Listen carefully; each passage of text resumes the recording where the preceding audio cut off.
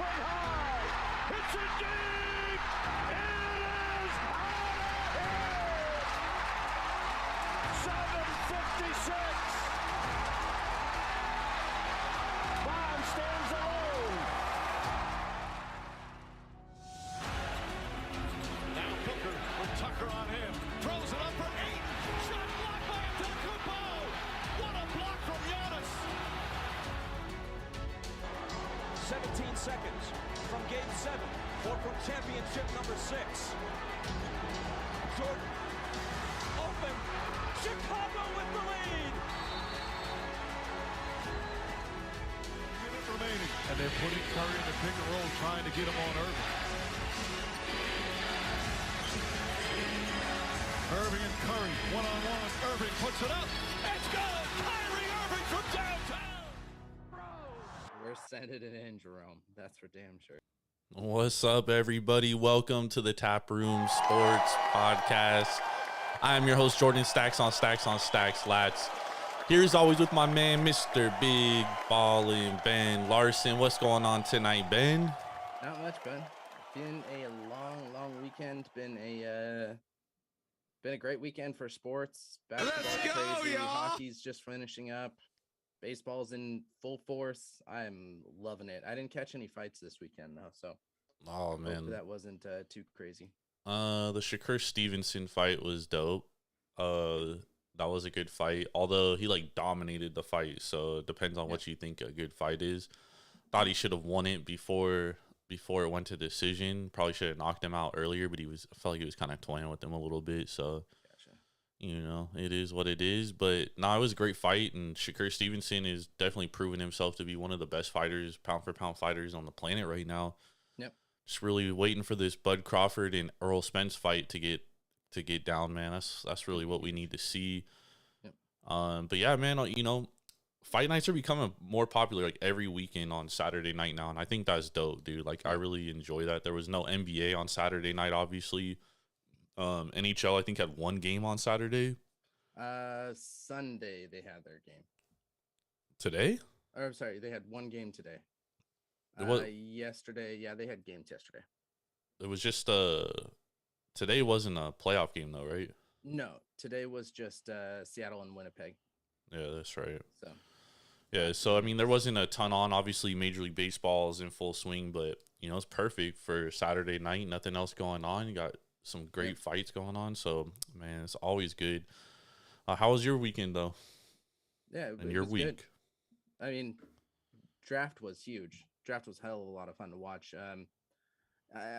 For being, the level of draft that actually you were right. There weren't any games on Saturday for hockey. Just being the level of players that we had in the draft, it was fun to see kind of those, not necessarily top tier, blockbuster, type draft picks come out. Yeah. At least not that we know we're going kind of straight in there. I thought there was a lot of movement in the draft lines, and we'll be talking about this in a little bit, but a lot of picks that went higher than expected, a lot of picks that went lower than expected, which kind of gave it a little bit of sense of mystery where teams were going to go with their picks. So I thought it was a ton of fun. Yeah. What about you? Oh, the draft was great, man. Being out there on Thursday for the first round was awesome, dude. I mean, it was crazy, bro. There were so many people out there, Ben. It was crazy, but it's dope. And what better place to have something like that, a spectacle type event, than Las Vegas, dude? Yep. You know what I mean? It's just they should have the draft here every year. To be honest, they should have the Super Bowl here every year. That's just. If you've never been to Las Vegas, you need to come out to Las Vegas. That's what I'm saying. Absolutely. But for a huge sporting event too. Yeah, dude. It's just meant for it. You know what I mean? Yeah. It's built for it. But yeah, man. Other than that, I mean, Major League Baseball, obviously, we're getting more into the swing of things. Crazy though, we've been talking about unders hitting a lot today. Overs went 13-2. Yeah. It's as we talked about the offense being so low this year, things have kind of picked up in these last couple of days. So yeah, but I mean, you're seeing a lot because usually the expected run rate of a team is 4 runs, right? Yeah, per team. So usually an over under is 7.5 between 8.5. But now you're seeing odds makers move lines to 6.5. Yep. So it's like it's definitely totally different. And obviously we had a ton of runs, and usually that's what we see is it heats up. You know what I mean? Like, Yeah. and especially with no spring training. But we'll get into that later a little bit too. But man, Ben, I'm drinking. I got a special beer I'm starting off with tonight, man. Nice. A I very love it. special beer. I'm thirsty. I've got want 2 a beers beer. coming What from the about you? same brewery Want a today, beer? so I'm kind of stoked for that one too. Same series, but we got to tell everybody about the beer aspect of the podcast. We love beer just as much as we love sports. We really wanted to make this podcast be something like we were just sitting around, drinking beer and talking sports, which is, what we've been able to do over this last, year and a half. I mean, we're on podcast 90 right now, so we're getting close to 2 full years of the Taproom Sports podcast. Ooh. So, and we've got some big news coming up at the end of the show regarding the Taproom Sports podcast and the podcast network. So make sure to stay tuned for that when we come up. But we got to talk about beer. We've got we're going to be reviewing and drinking 2 beers per podcast, and kind of letting you know what we think of a good beer and what we think is a bad beer. And really, the main focus of this is just to get a little bit more of your beer knowledge up, and to get you out there trying some beers. You see some of the beers that we have. Mine are, easily available all throughout the states. You can definitely go and try those out if you think that, what we're talking about is a beer for you. Yep. And going out to those breweries, going out and just, checking things out, making sure that, you're supporting your local brewer, local brewery, and local bottle shops. So if you don't have any breweries or bottle shops close, make sure to go to Devour.com, download the Devour app, and use promo code Taproom when signing up to get $10 off your first purchase of $25 or more, because it's great. You get beers all throughout the United States right to your front door. Yep. But I'm excited for you to announce this first beer. I've got mine lined up. So tell me, what are you drinking tonight? Yeah, so I was gonna save this one for like a show during the week, but I was like, you know what? Like this has to be drank on Taproom, you know what I mean? Yep. And this is Mason Ale Works Obi-Wan Kenobi. It's a double dry hopped hazy double IPA with Citra and Galaxy hops, coming in at 10.5%, Ben. Woo-wee. So in honor of May the 4th be with you, we're gonna be drinking this double IPA by Mason Ale Works. Mason Ale Works does a great job with IPAs too. They're out of San Diego, California. If you're ever in the area, definitely go check them out. Just phenomenal array of beers that you can get, and they really, really, really do kill the IPAs, dude. Yep. Hell yeah. So looking forward to this one. What are you drinking? Hell yeah. So I'm drinking 2 beers from New Belgium Brewing Company today, and they are both going to be from the Voodoo Ranger series. And the first one that I'm going with is Juicy Haze. This is a New England hazy IPA coming in at 7.5%. It really kind of boasts of those, tropical and citrusy flavors. So we're really going to see how that comes out in these. The best part about these beers is, I mean, you're not going to be getting the the big cans, the 19.9 fluid ounces, but you're going to be able to get these in your 12-ounce cans, 12-ounce bottles, really at anywhere that you want. They have breweries in Colorado and in North Carolina.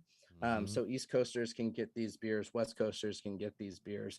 And it's New Belgium is definitely a long-standing brewery, and these Voodoo Rangers are a little bit high on the percentage, alcohol percentage. But Jerome! they are quality beers. So we're going with the Juicy Haze IPA as our first one. Nice. Yeah, dude. Voodoo Ranger, like when I first started, like, getting outside of Pabst Blue Ribbon and Bud Light when I was younger, Voodoo Ranger was one of the first IPAs I've ever had. Remember, also they had like Racer 6 back then too.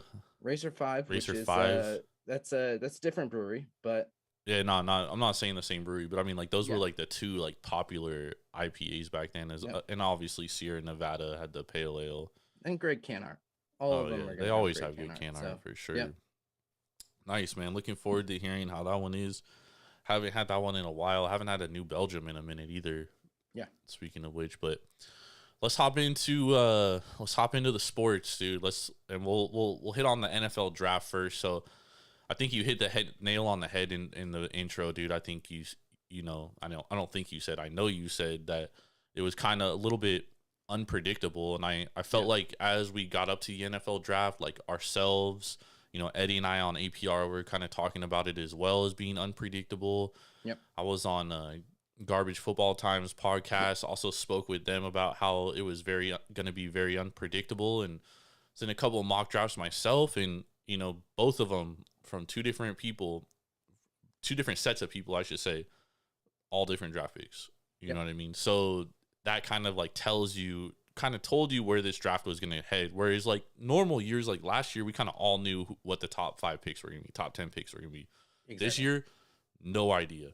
Just totally fucking bananas. And, we were on APR with Irving on Thursday, right after the first round. We kind of recapped it, but let's recap after all 7 rounds are done with. So let's go through the winners that you see first.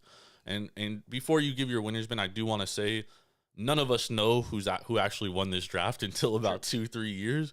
But based on where we thought players were going to go and players we like and our own personal big boards and such, like whose drafts did you like?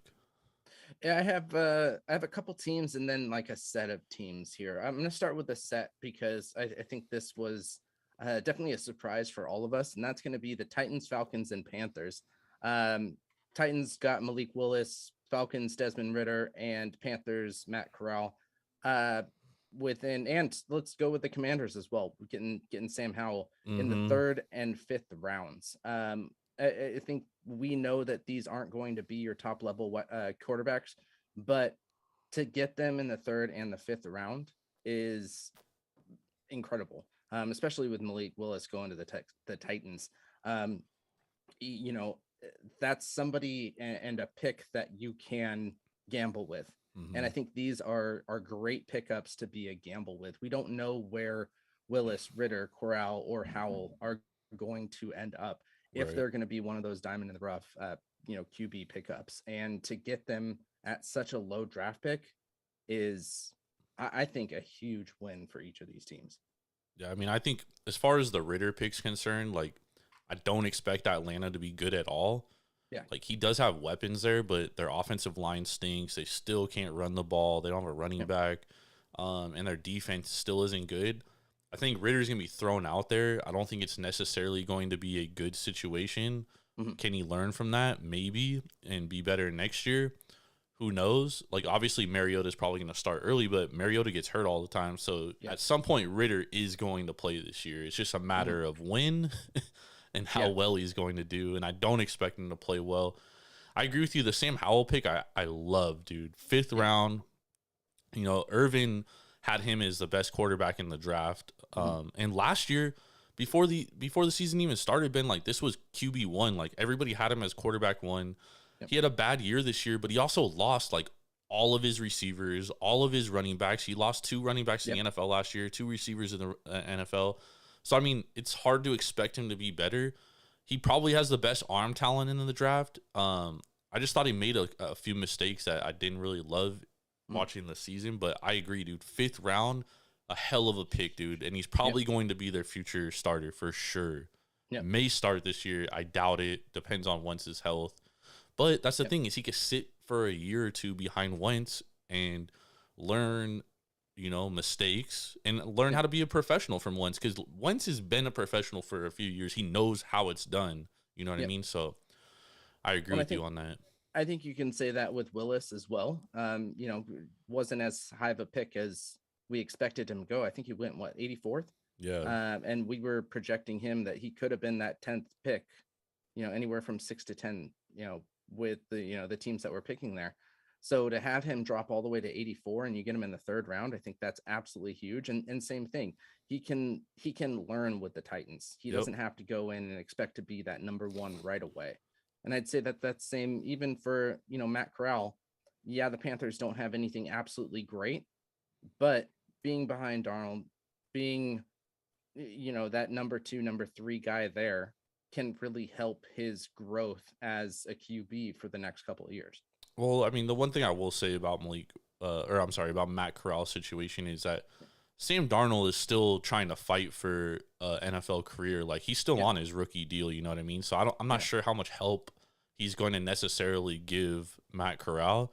So I don't necessarily love that situation for him. I agree with Malik Willis's situation. I mean, he's playing behind Ryan Tannehill. Ryan Tannehill's already made a ton of money. Like the dude's won in life. So it's like, I think he's going to be more receptive to helping Malik Willis, and and that's probably the best situation from like a culture standpoint, because the Titans have Mike Vrabel. Since he's been in there, the Titans have been good every year. Yep. So like he's going to have more consistency, I think, there. Whereas like Matt Rule could get fired at the end of the year, and then Matt Corral is going to have a new coach. Sure. And same thing with Desmond Ridder with the Falcons. Like Arthur Smith could very well get fired, and he's going to have a new coach in the next year. So I think from like a consistent like culture point of view, I definitely agree with you, dude. Malik Willis is in the best situation, and he's probably the most talented quarterback in the whole draft, dude. So you put him in that kind of situation, whoo, that could be nice in a couple of years, dude, for sure. Yep, absolutely. I got 2 or 3 more winners too. I think we will both agree on this first one, and that's the Jets. Yep. To get, to number, first 10 picks is absolutely huge. I think they picked up a great pick in Sauce. I think they picked up a great pick in Garrett Wilson. Then you get Jermaine Johnson, later in the first round as well. Yep. So, that's a huge pickup for them. Brees Hill, is it Brees or Bryce Hall? Brees Hall. Brees Hall, yeah. Getting him in the second round, who, very well could have gone in the first, but we didn't see any running backs taken in the first round, did we? Nope. No running backs. Running back, yeah.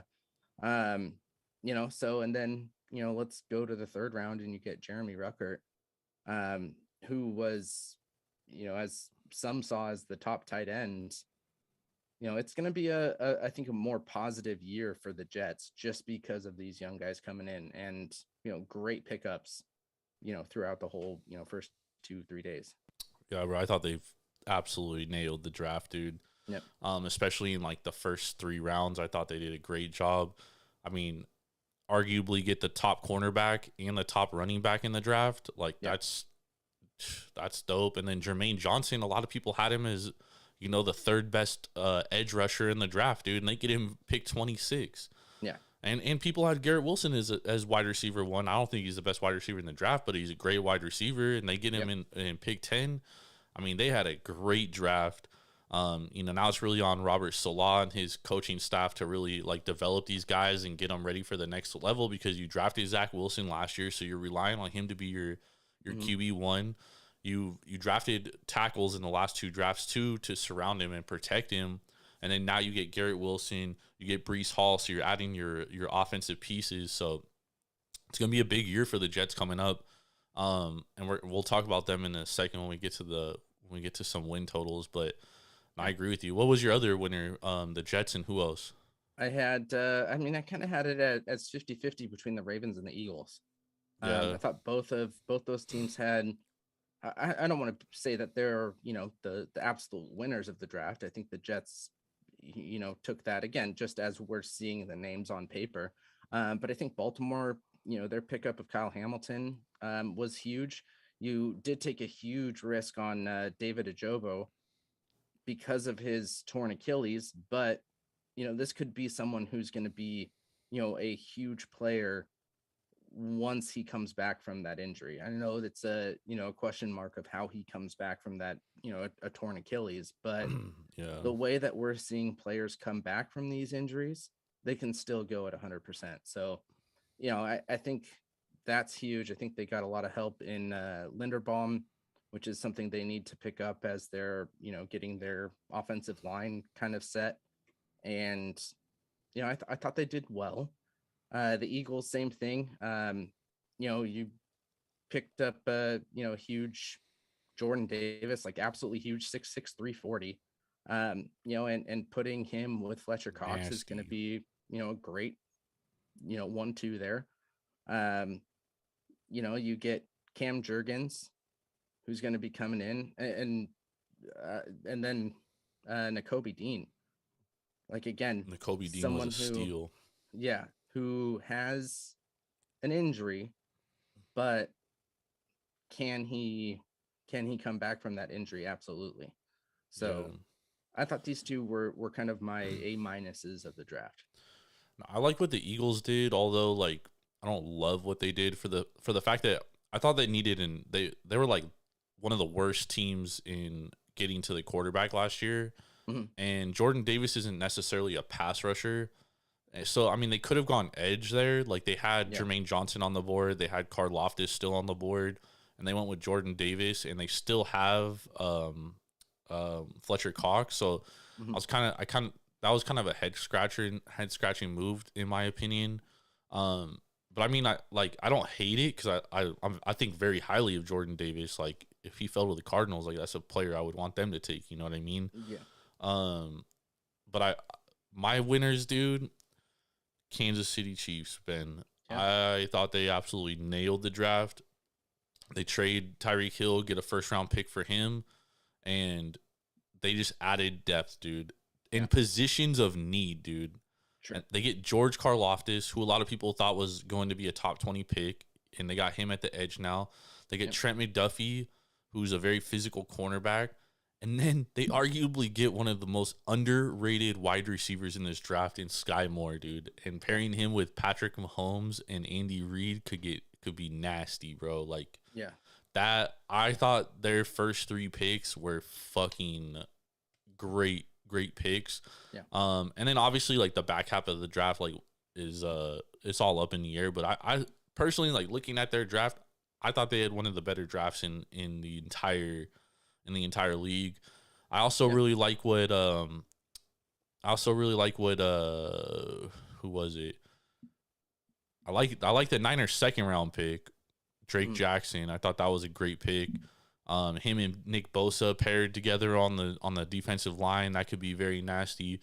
But then they picked a running back in the next round, and that was kind of a head scratching pick. I was kind of like, what are they doing? But that's what the Niners do. As far as who do you think as far as losers? Because really my winners was Jets, Chiefs, and Titans, who I all thought they did pretty well, and you kind of mentioned those. What losers? Who do you think lost this draft? I think if everybody fucking lost this draft because they had to listen to Ed Marinaro fucking talk for 3 minutes about his, like, I mean, Fool obviously had head injuries. So, you know, that was a huge loss. I thought Baker Mayfield had a huge loss, you know, with the draft, not getting traded out of Cleveland. I think that's a huge, you know, loss for him. But team wise, it's got to be the Patriots. It has to be the Patriots. 100%. You know, to take Cole Strange with the 29th overall pick. I mean, we saw the Rams. Who's their coach? Oh my God! I can picture him, but I cannot. Why can I not think? Sean McVay. Thank you, McVay, and their GM. You know, being pissed off because they were looking at him at the 105th pick, and you're taking him at the 29th overall. So I thought that was a huge, you know, gamble in that. Who knows? He may turn out well, but you know, I think you could have gotten so much more talent at that 29th overall. And then to pick another QB. Bailey Zapp. I've heard some interesting theories on this, dude. Okay, let's hear him, because I just think that drafting him in the 4th round was huge out of left field when you just took your number 1 QB overall. Yeah, but I've heard some very interesting theories, dude. And the first one, and these are like from like Patriots beat writers and Patriots fans. And a lot of people consider Bailey Zapp one of the best quarterbacks to come out of this draft. He threw for like 62 touchdowns last year, almost like 6,000 yards. I mean, the guy can sling the rock, dude. And a lot of people are saying, watch out, this dude could take Mac Jones' job in like a year, and then they could trade Mac Jones for some draft capital and kind of build around there. Now, I'm not saying this is true. Obviously, I don't know. Like, this is rumors and theories, right? Yeah. But you don't usually draft a backup quarterback in round 4, and he very well could be a backup quarterback. You know what I mean? Yeah. But it's always nice to have a good backup if your starter gets hurt. I mean, look at how Tom Brady got to prominence. Yeah. So it's a good possibility Bailey Zapp could be the next Tom Brady. Mac Jones gets hurt, Bailey Zapp gets in there, and the rest is history, right? So it's true. But I agree, dude. The Patriots, reaching for Cole Strange, who everybody thought was a 3rd, 4th rounder. I mean, dude, that's just huge question mark. Stupidity, bro. Like, what the fuck are they doing? I mean, maybe Bill Belichick is like, maybe he is getting like old and senile, bro. Like, he's 78 years old at this point. Yep. I thought at their 2nd overall pick, it was what, like 68, maybe in 70. The pick of Tyquan Thornton, like, my opinion, there were better wide receivers available at that point. Oh yeah, tons of better receivers. Yeah. But maybe, I mean, and this is an organization that hasn't drafted receiver well in a long time, so it's not like they know something we don't, dude. Yeah. If anything, it kind of just reassures us that, they made the wrong decision. But no, like you said, dude, very interesting draft. We won't know the true winners and losers for a few years. Yeah. But we did see some NFL win totals change after the draft. Is there any win totals that you look at right now and you're like, you would lay a bet on it over or under?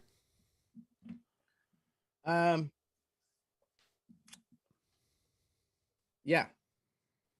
I mean, there's a couple here. It's also a huge list, so it's a little tough. I would probably go over on the Jets 5.5. Just with the teams, how they how unsuccessful they were in their division last year. I think I could definitely see the Jets going above another game and a half in their win total from last season. I think giving Wilson an extra little bit of time could give him that push up from where they were last season. Let's see, what was the other one that I was really looking at? There's a lot that are like, yes, this is spot on. I feel like a lot of them are, and I also feel like taking overs is very tough this early because someone could get hurt in training camp. You know what I mean? Yep. And that changes everything. I'd want to say all those 4.5s. I'd take the over on the Falcons, the Texans. Man, I think the Falcons might be the worst team, Ben. You think so? I think they want to be. Yeah, true. Get that first overall pick for next year and get a top QB. I think that's why they kind of took a flyer on Desmond Ridder, because it's like they know he's going to get thrusted into playing time at some point. Yeah. And it's like either he wows them and it's like, okay, we might have our QB of the future, and they win some games and they go over that number, or it's like, all right, this dude ain't it. We got a chance at CJ Stroud. Yeah. I think go ahead. One I'd go under would be the Detroit Lions at 6.5. You're asking them to double their win total from last season, and I don't really see how much they've really added to get to that mark. I don't see them winning 7 games. I mean, obviously we don't have the schedule out. It doesn't drop until the 12th, but to have them go double their win total from last season. Well, I thought seems like a major stretch for me. I thought they killed the draft last year. I thought they did well this year. I don't love Aiden Hutchinson, but he's definitely going to be a contributing type player. Mm-hmm. But with that being said, like, they played hard last year, dude. Every game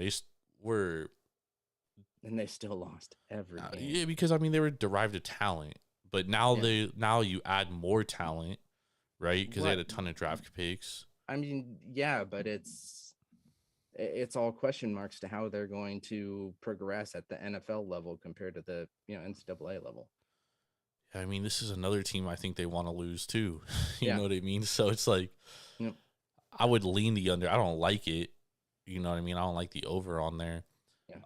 A couple I was looking at was I was looking at where was it, dude? I even highlighted it right here. Where did I? I'd go the Dolphins over 8.5. That could be a good one. The Saints over under 7.5. I like that under. I don't think they're going to be a good team. They lost a lot, obviously over the cap. New York Giants over under 7.5. I think that is an under as well. Like that's something I'm looking at playing right now. Commanders 7.5. I like that over there. Yep. Because they're going to be more healthy next year, and they added another defensive lineman to go with their already potent defensive line. Yeah. That could be very, very nasty. And I also like Tennessee Titans over 9.5. Okay. What about Pittsburgh Steelers at 7.5? I think just getting Big Ben out of there is a huge uptick. I mean, you've got Najee Harris coming back from injury. He's going to be a beast out there. The only thing I don't like about that is that everyone in their division got better. That's true. So asking them to win 8 games is tough. Yeah. Like that's a tough division. They've got a great defense. That's why I like the Raiders 8.5. Like you think about that and you look at their moves and you're like, damn, 8.5. Like I got to take that over. But then you look at that division, it's the rest like of that division, yeah. It's like, well, that is the worst team in the division. Like how many games are they honestly going to win? You know what I mean? Yep.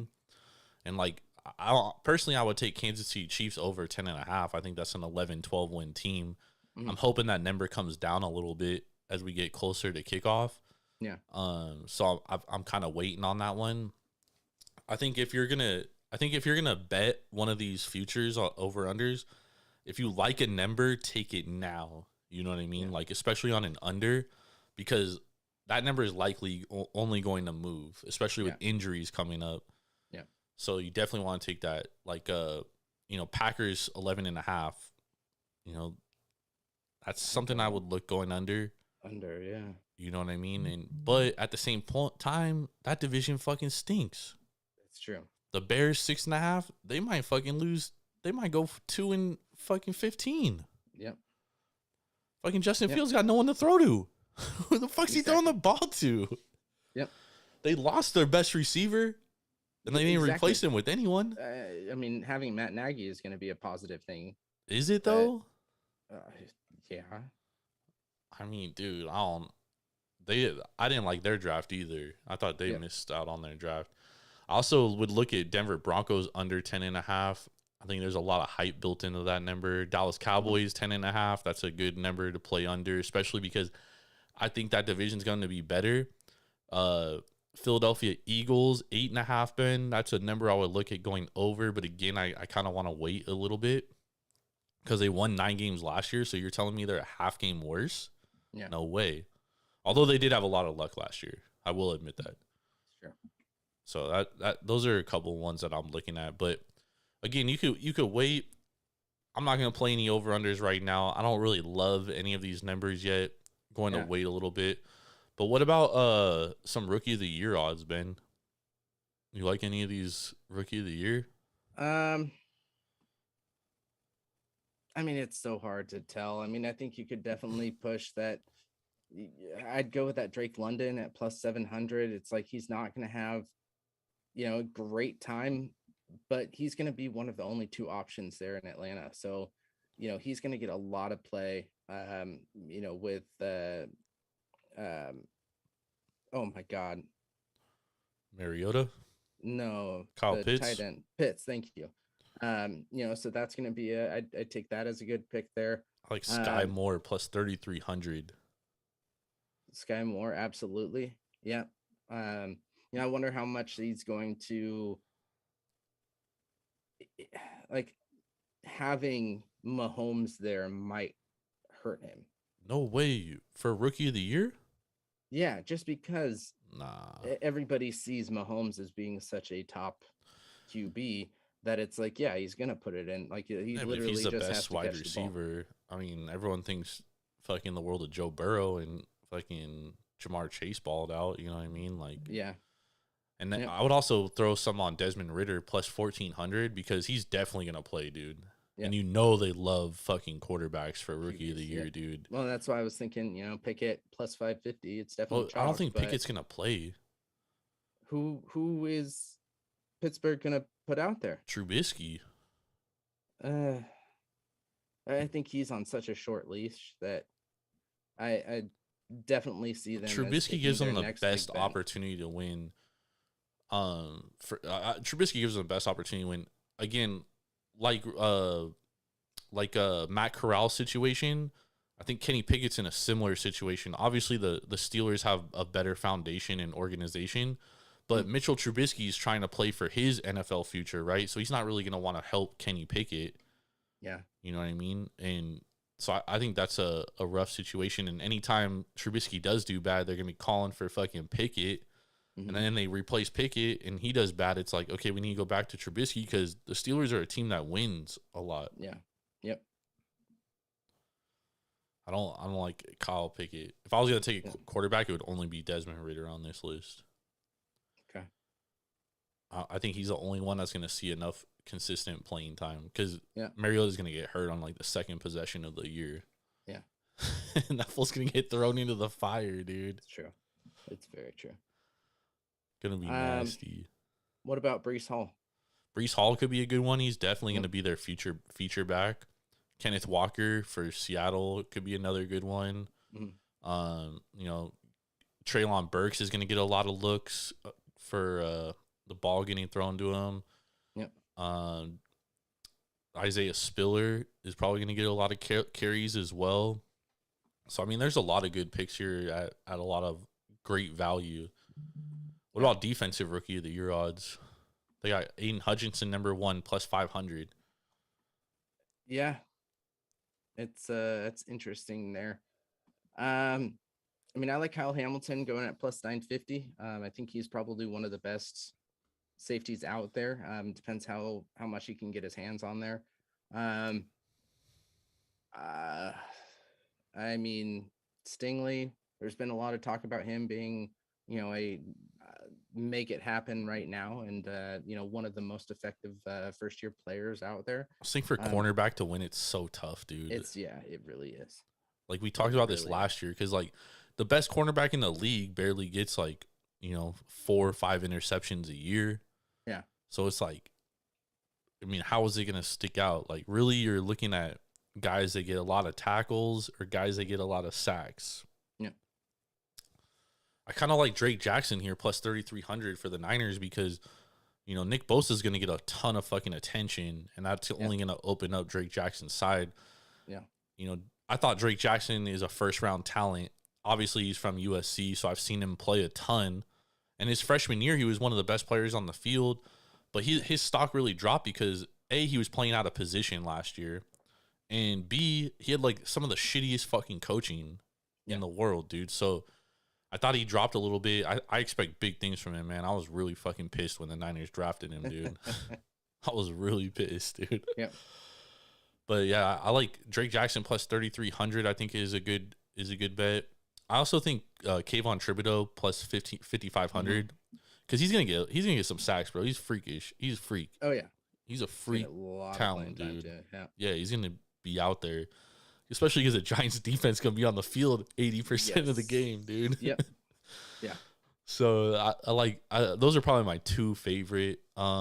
Maybe throw a little bit on Devin Lloyd. He could get a ton of tackles.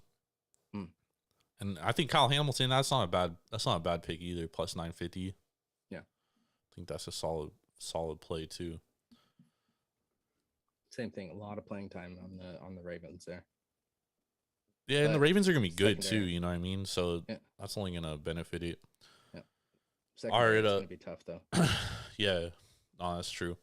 All right, let's hop into let's recap the NBA playoffs real quick, Ben, before we hop into trivia with Mr. Raider Eddie.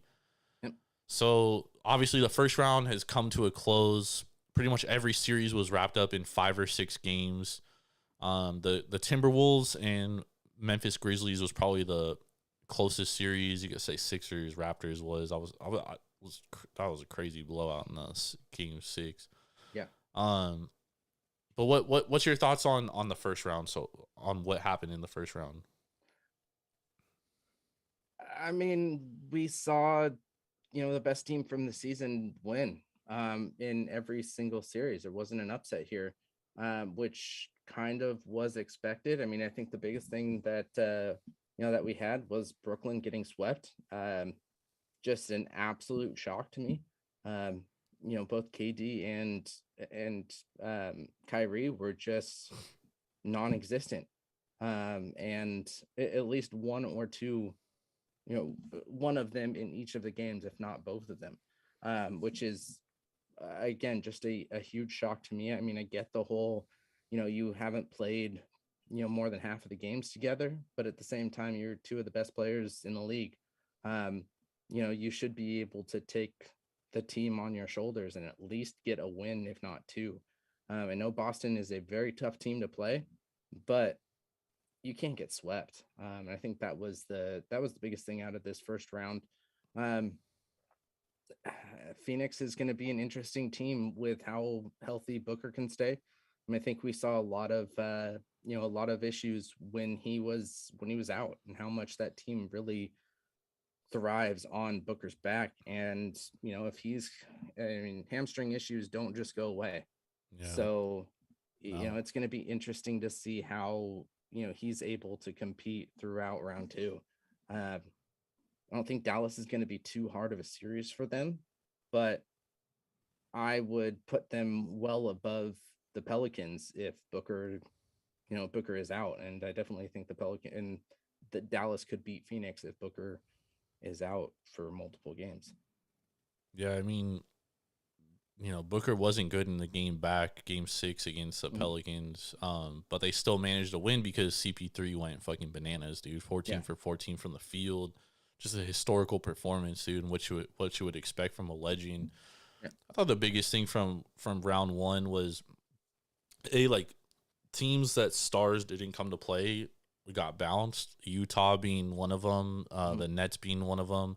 And I thought if there was going to be a first round upset, I definitely thought it was going to be the Raptors or the Jazz, because Doncic was out the first two games.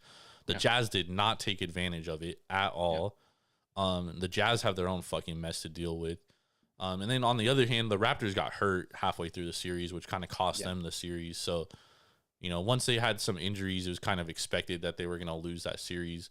I don't love the 76ers going forward. Plus, Joel Embiid's out the first two games, so you're really asking Jim Harden to do a lot, which I don't think he can do at this point in his career. And then the Brooklyn Nets, dude, I was shocked they got swept, dude. I think everybody was. But you look back on it, and then I'm kind of like, you know what? I'm not really that shocked that they were swept because they don't play defense. You know what I mean? And that was really their biggest downfall because they were in every game, dude. They lost every game by 8 points or less. It's not like they were getting blown out. You know what I mean? They just couldn't stop Boston when push came to shove because they didn't have anybody to defend Tatum, Jaylen Brown, and their wing defenders. They don't have any wing defenders. So that's what cost them. We kind of saw it in game one today against Milwaukee. Yeah. Was the Bucks are complete opposite of the Nets. They play defense. You know what I mean? And it made Boston's life a living hell. Absolutely. And they could not score. They could not score. They couldn't score, dude. 12 points. I don't know if I necessarily call that a blowout. I mean, they were 5-point favorites, so yeah. So it's and they were at home, and the Bucks completely controlled that game after the first quarter. Yeah. Because the Celtics couldn't score, they were playing defense. And I think that's the biggest thing, dude. Yeah. Is we're seeing these great defensive teams rise to the occasion. Yeah. The Memphis Grizzlies should not be here, by the way. Minnesota Timberwolves fucking blew 3 15-point leads in that series. Is it youth? I don't know. Memphis is young too, but Memphis shouldn't be here. I thought Memphis had a chance, but when Memphis lost today, dude, they might lose that series in 5 games, bro. Yeah. Well, especially with Draymond going out. Yeah, that's what I'm saying. He got ejected, and then they still couldn't win. Dude, that's a bad loss, bro. That's a really bad loss and a bad way to start off this. You lost home court advantage, and you definitely should have had it. Yeah, and you still didn't have a top game from Curry. Clay played well. Poole played incredible again. Thank God. But it's I think Memphis is gonna have their hands full with Gary Payton II. They're they're going to, and in that sense, because of his defensive kind of prowess that he showed today. If he can kind of keep that up, within these next few games, I think that's going to be tough, when he's out there on the floor and, Draymond sitting. I think that's going to be a really tough series for Memphis to win. And, like you said, if they can't win with Draymond off the floor, I don't know if they're really going to. Well, the Warriors actually look, I'm not gonna lie, dude. The Warriors actually look better once Draymond got ejected. Was that emotion or whatever? I don't know. I mean, he got ejected so early. Well, first half, at the end of the first half, but I mean, like they look better. Like they were moving the ball a little bit more. The one thing I don't like about Draymond, dude, is like his defensive intangibles are great, dude. Like great defensively. The one thing I hate is that dude refuses to look to score. Like they will literally leave that dude like 30 feet wide open, and he won't even look to score. Yeah. And I think at times that makes the offense a little stagnant because they're playing 4-on-5. Mm-hmm. You know what I mean? So that's what I don't like about Draymond. Yeah. The thing with Gary Payton II is like, if he's going to be on the floor, he has to hit open shots, and as long as he continues to do that, the Warriors will be okay. But if he's not hitting open shots, because the other team's they're gonna literally leave him open, dude. Yeah. Like, so if he's hitting those open shots, the Warriors could be dangerous, dude. Yeah. But we keep talking about Curry. Like Curry didn't have a big game. Like Curry isn't having a big game, every other game pretty much. Like he's just not that Curry that we're used to watching. Yeah. And Clay is definitely not the Clay we're used to watching. No. But the one thing I think benefits Golden State in this series is that, Dylan Brooks plays for the Memphis Grizzlies. He was awful, bro. Like 3 for 14 from the floor. He was taking some awful shots. If you're Taylor Jenkins, the Memphis Grizzlies head coach, you got to pull him aside and do a film session with him and say, look, bro, stop shooting this shit. You know what I mean? Like, because Jaren Jackson was great today, dude. And they kind of like went away from him. And I think that's the key to this series. I think Jaren can have a great series because he has a mismatch no matter who's guarding him. Yeah. So it'll be interesting. But, man, I agree with you, Ben. The fact that they lost today, bro, that was a bad loss, dude. Yep. Just don't know how they can recover from that. Yeah. What's your thoughts on Miami, Philly? See, this is the series that I really have the big question mark on because, it's how are the 76ers going to come out without Embiid for the first two games? And I think that's going to be a huge knock for them, and could potentially put them down 2 games from the get-go. Yeah. I think what they have, benefiting them is that those 2 games are going to be in Miami, so he'll be able to play at home, when he comes back. But starting from a 2-0 hole is going to be very, very difficult for them to overcome here. And Miami's just such a better team than Toronto was, in that first round, especially once Toronto's injuries piled up. So, this is going to be a very difficult team for the 76ers to beat. So I think this could be a quick one, quick series as well. 5 games. Man, I don't know if I'm ready to say 5, but the one thing I don't like about Miami, dude, is they have like a bunch of weird lineup options where it's like their defenders aren't great offensive players and their offensive players aren't great defensive players. So they kind of have like mix and match. And then you don't have Kyle Lowry game 1. Jimmy Butler missed the last game. He's still a little banged up. PJ Tucker's banged up. And as you move on in the playoff type series and it's more physical, more grinding, how is Miami going to hold up? Because this was my one concern about Miami heading into the year is that they're an old team. They're the second oldest team behind the Lakers. You know what I mean? So, they should absolutely win games 1 and 2, Ben. Like, that shouldn't be, like, any... If they lose one of these games, Miami is fucking dog shit. Yeah. But at the same time, like, that kind of puts a lot of pressure on Miami. You know what I mean? So it's like, we have to win these games. And Jim Harden still plays for the Sixers. He's still over there. And then Tyrese Maxey's been playing really well too. And he's he's playing for Philly, and there's no Kyle Lowry. So who's gonna match up with Tyrese Maxey? It's gonna be an interesting series. I obviously like Miami. I don't like Miami at minus 350. Honestly, I would probably throw some on the Sixers plus 290, or I would just wait for the Sixers to like win a series to bet this. But I agree, dude. Miami has to win this series. Yeah. What about Mavs Suns, dude? You got the Suns winning that series? I do. I mean, really, it's all on the back of Booker. Can he stay healthy enough to play? If he can play, I see, the Suns winning this no problem. They're 4-0 against they're 4-0 against the Mavs this year. Yeah.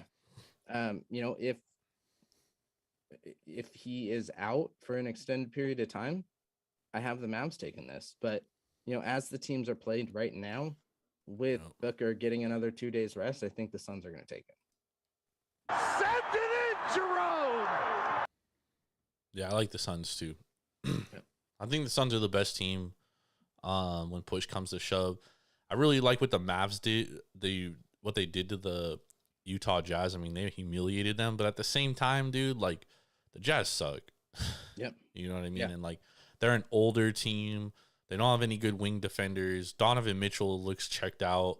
Rudy Gobert. I mean, they're like fighting in the locker room. Not a good team. Not a good. I'm not gonna like put a ton into that series, but should be an interesting game one because Devin Booker was not good in game 6 against the Pelicans, dude. He was kind of just out there. So, and they're 6-point favorites right now, which is interesting. Yeah, the Suns are. So that's gonna be a good, interesting game one.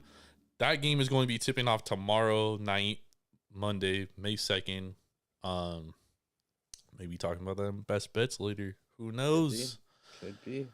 But let's get to trivia, Ben. Let's bring it Raider Eddie in here, and then we will be back. We still got MLB to talk about, and we got some NHL playoffs to get into. Preview for NHL playoffs. Don't want to miss it, so stay locked in. We shall be right back.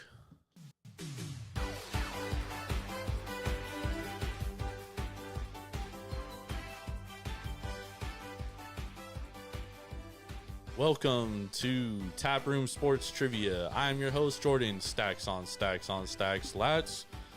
Joined by my two contestants, Mr. Big Ball and Ben Larson, and let's go, Mr. Raider Eddie.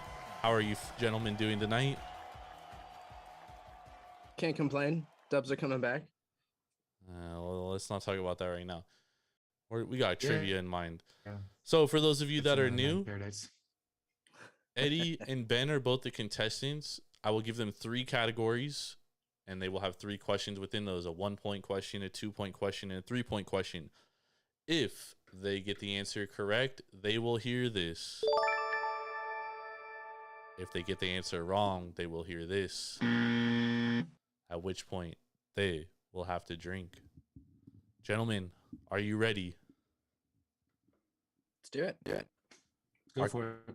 Our categories tonight are NBA playoffs, Okay. NFL draft, and money, money, money. Eddie, or Ben, you're the returning champion. I'm the returning champ. Money. Man's the man. For one. Money, money, money, money for one. Let's do it. Who has signed the contract for most guaranteed money, which happened this offseason in the NFL? Is it A, Aaron Rodgers, B, Deshaun Watson, C, Stephon Diggs, or D, Devontae Adams? Most guaranteed. Okay, that puts it in. I'm gonna.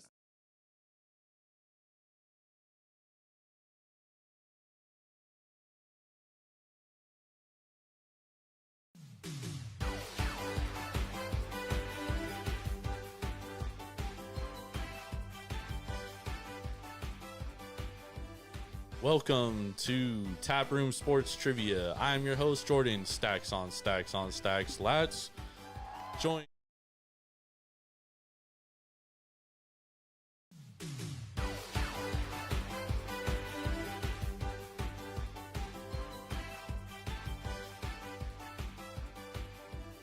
Welcome to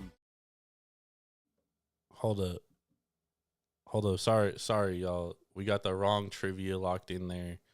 That was my bad. I apologize for that. We got last week's trivia locked in there. Waiting on Ben to come back here. We still got the new trivia because obviously we recorded the trivia a little bit early. That is definitely my fault. That's a producer error right there. I got so many of these videos on file, but stay locked with us. We're gonna get we're definitely gonna get the trivia locked in here in any moment. It's coming up. It's definitely coming up. I apologize again. Sorry. But how about this week in sports, man? I need y'all to tap in with us, man. Like, if you are watching this live, please comment on the videos. Let us know who you like this week. Let us know your favorite bets. We are definitely trying to get more interactive with y'all. So let us know, man, because we want to get y'all involved with the show. If you want to hop on the show and do trivia with us, definitely hit us up. We will definitely get you on and do live trivia with you. If you think you could beat me at trivia, which I'm difficult to beat, man. I'm very difficult to beat at trivia. As you could tell, only lost once so far. And you'll see this week. Got a good one coming up. But yeah. We're getting it ready, dude. We're getting it ready. It'll be ready shortly. Promise. Messing up here. So stay locked real quick. It is loading right now. It is loading and it will be up momentarily. Again, I apologize for the technical delays. I appreciate y'all for staying with us, though. We will be right back.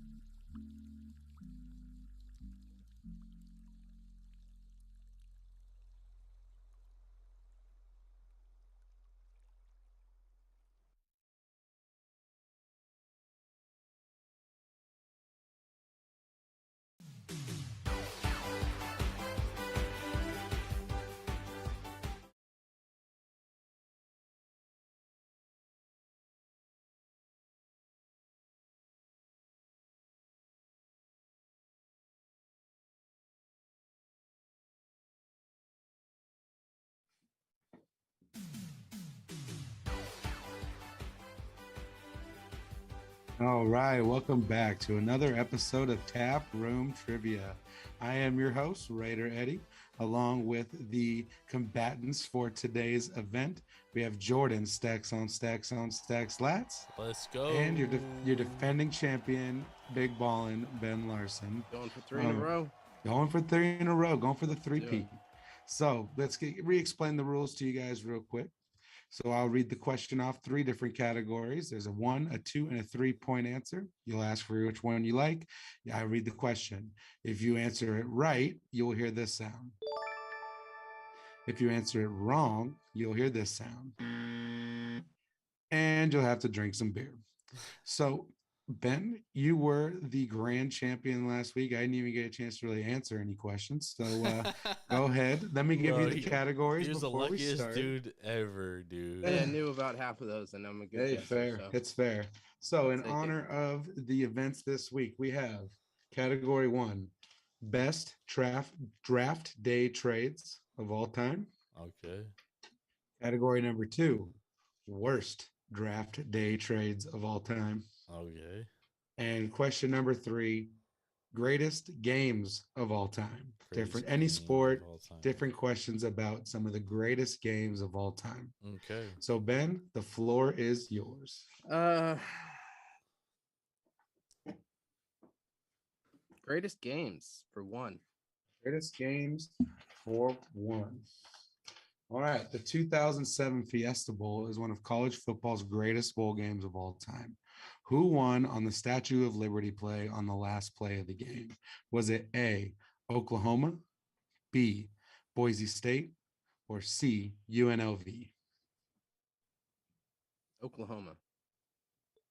I was going to say, it's supposed to be a buzzer. Jordan, would you like The answer to? is Boise State. Correct. I hope there's no more college football questions. I think that might be the only one. There we go. So Jordan, the floor is yours. 1-0. All right, let's go draft day trades. Worst or best? Worst or best? Best draft day trades for 300. The 3. All right. The Steelers sent a 3rd and 6th round pick to which team in 2003 for Troy Polamalu is who they drafted with that pick. Would it be A, the Raiders, B, the Packers, or C, the Kansas City Chiefs? C, the Kansas City Chiefs. That is correct. All right, best draft day trades for 200. I think this is going to be another 13-1 week. Just the opposite favor here. All right. The Cowboys made a draft day trade with the Pittsburgh Steelers to draft Emmitt Smith. What round pick did they trade the Steelers to draft Emmitt Smith? Was it A, a 1st round pick, B, a 2nd round pick, or C, a 3rd round pick? B, a 2nd round pick. Incorrect. Ben, is it a 1st round pick? 3rd round pick is correct. Was that 2? That was a 2-pointer. Okay. All right. So that puts the score to 4-2. All right. Ben, The board is yours. Greatest games 2. Greatest games for 2. Oh, right. USA Hockey in 1980 beat the USSR in the Miracle Game. Who did they beat to win the gold medal? Oh, good question. Is it A, the USSR, B, Finland, or C, Sweden? I'm gonna go Sweden on this. That is incorrect. Finland. That is correct. Yeah. I know it wasn't USSR. It was Yeah. the game to get to the Yeah, final. it was But game to get Correct. there. Correct. That was the curveball. That was the one curveball. All right, All we're gonna right. go draft day trades. Good draft day trades for 100. For one. Get my notes out here. In 2011, the Atlanta Falcons sent a first, second, and fourth round pick to draft this player. Is it A, Calvin Ridley, B, Roddy White, C, Julio Jones? Julio Jones. That is correct. So that category, my friends, is done. All right, 7-2. bad draft day trades 300. Bad draft day trades. The Ravens decided that in 2003, they needed to draft their franchise quarterback. They traded a second round pick in 2003 Yep. and a first round pick in 2004. Mm-hmm. Who did they draft Kyle with Buller. that pick? That is correct. The bonus question: who was the first round pick that was selected in the next year's draft that they traded? Oh. This one I don't expect you. It's I just like the player. 2004. Number 4 overall pick in 2004. Oh man, was it Robert Gallery? It was not. Who did they trade it to? The New England Patriots. For In number 4? In 04. He was the 04 pick. They received this pick in 03 when they made the trade with the Ravens. So it's the 2004 fourth overall pick. Excuse me. Was it Edelman? No, that was way Vince too before. Wilfork. Yeah. That was I just way like Vince Wilfork. further? He's fat and he's one of my favorite players of all time. When did Edelman get picked? Oh man, What it year? was like 2012. That was like 2000. Yeah, and I think it was like 10, like around that area. Okay. So that was just a bonus question. That was more for me than anybody else. So Jordan, back to you. 10-2. What was the last? What You was have the greatest games for 3 and worst draft trades for 1 and 2. greatest games Mhm. for 3? Greatest games for 3. The 1986 Red Sox were playing in a World Series, and Bill Buckner had one of the worst errors in baseball history. Yep. Who were they playing against in that World Series? The New York Mets. There you Yeah, go. I knew that one. Right. That was more of a, hopefully Ben asked me that question. Trying We're to gonna go figure out greatest ones that games we all for could get. 2 or 1. Greatest games less- is closed. It's just worst draft day trades for 1 and 2. All right, Worst worst draft draft days day trades for 2. For 2. The Browns traded 4 picks to move up 1 spot to draft this player. Was it A, Tim Couch, B, Braylon Edwards, or C, Trent Richardson? C. Trent Richardson. That is correct. And that was probably the worst pick of all time. It could be. And this is more of a blowout than last week. I mean, not I only got technically, 1 point last week, so I but- Yeah, don't I'm know. at 2. So Hey, that's 1 more than me. that's true. Worst draft day trades for 1. All right. The Denver Broncos traded 3 picks to move into the first round for this player. Was it A, Jay Cutler, B, Demarius Thomas, or C, Tim Tebow? C. Tim Tebow. That is correct. One of the worst quarterbacks of all time. 16-2. Eddie, I feel like you. I didn't get a chance to. You didn't get, do when anything. you don't get a chance to do much, you just kind of sit back, relax, enjoy the vibes. How's the drinks? Tasting good. Ben should have drinking a lot this round. He didn't but get him wrong. That's He true. just didn't get a chance to Still gotta drink answer. it, yeah. He Still didn't. supposed to drink for his rights, but Thank y'all for joining us for Taproom Sports Trivia. Thank you for Eddie for hosting this week. We'll be back next week. Ben will be hosting as he lost this week, so stay tuned. We'll be right back. We got more Taproom Sports Podcasts on the way, so stay locked, stay loaded. right. Welcome back. Welcome back. I'm not looking forward to Ben hosting next week because he's probably going to fucking choose questions from about baseball in 1901 and shit. Getting ready for these right now. Ooh, they're gonna be good. Man, but Ben, I'm thirsty. I want a beer. What about you? You want a beer? Damn straight. It is beer time again, and we are coming back for our second beers of the night. Mentioned earlier that I have another New Belgium, so I will be getting back to that after Jordan talks about his second beer of the night. all right, so I got a beer from Coronado Brewing Company, which is also out of Southern California. Coronado Brewing Company, Coronado, California, obviously, if you're not familiar. And this is in collaboration with Belching Beaver. And Oh, nice. Hell yeah. this is Oh, their that's a dope Rainbow can, too. Sherbet Kettle Sour Ale with raspberry, lime, orange, vanilla, and lactose, Ben. So you probably wouldn't enjoy this one too much. Yeah. Well, you might enjoy the taste, but Yeah. just not what happens after. I am looking for a specific lactose beer that I'm gonna have to take a shit ton of my lactose pills for. But pretty soon, hopefully, we'll have that one coming. It's Yes. it's a Strike Brewery one for the San Jose Giants that they're making. But my second beer of the night is going to be another one out of the Voodoo Ranger series, and this is one that I talked about the other night, and this is the Juice Force Hazy Imperial IPA. This is coming in at 9.5%. It was one that I absolutely loved the first time I drank it, so I knew I needed to bring this back to to this podcast here. It is a very, very strong IPA, given that it's again an imperial here, coming in at that 9.5, but it is very drinkable, very fruit forward. So I'm excited to give the ranking for this one. Ooh, looking forward to that. That 10.1 I just drank did not seem like 10.1, but it kind of hit me after. Also, apologies for the oh, nice. That can's Great dope. can art again.